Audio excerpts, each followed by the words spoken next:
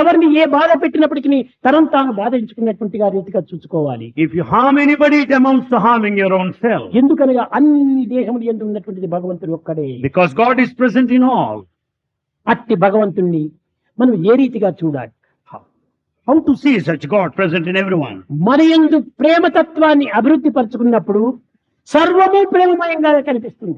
When we develop that spirit of love within, you will find love outside all over. మన కంటికి blue colour glasses వేసుకుంటే జగత్తంతా బ్లూగా నీలంగా కనిపిస్తుంది. If you wear blue colored glasses, the whole thing కానీ looks జగత్తంతా blue blue. Colour లో ఉందా? లేదే.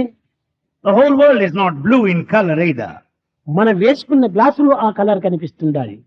The glasses that you have put on are blue. కనుకనే హృదయం ప్రేమమయంగా మార్చుకున్నప్పుడు జగత్తంతా బ్రహ్మమయంగా మారిపోతుంది. When the heart is full of love, you will find the whole world full of Brahman, the divine.